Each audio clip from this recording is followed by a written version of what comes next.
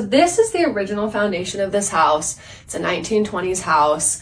The foundation is short, as you can see here. Probably the soil originally came up to here before this basement was dug out and this bench wall was added.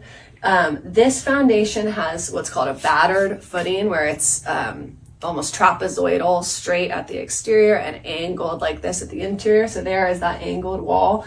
And then it has a lot of what we call spalling, which is when the cement, which is the binding agent in concrete, has started to slough away and much of the aggregate is exposed. And this happens for a few reasons. One, if there's water constantly flowing through the concrete and then evaporating and pulling cement, lime, which is a critical ingredient in cement, and other minerals to the soil, leaving behind the aggregate. So moisture, that's one major issue. But the other issue is that back in this era of the 10s and 20s, concrete recipes were just different and inconsistent. And I know that sounds a little bit funny, but it's an important concept to understand that nowadays our concrete recipes, so to speak, are very standardized. We have certain ratios of Portland cement to specific types of aggregate.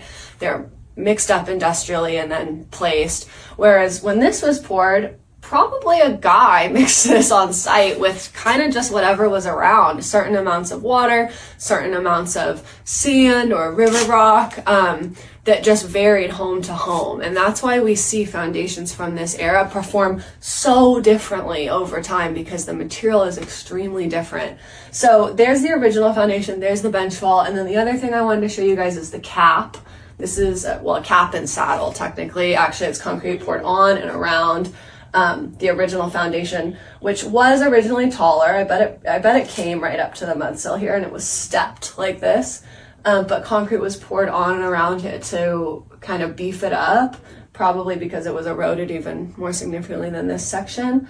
So if you ever, this is really common, and hopefully this will help you identify kind of the history of work performed on a foundation when you're house hunting.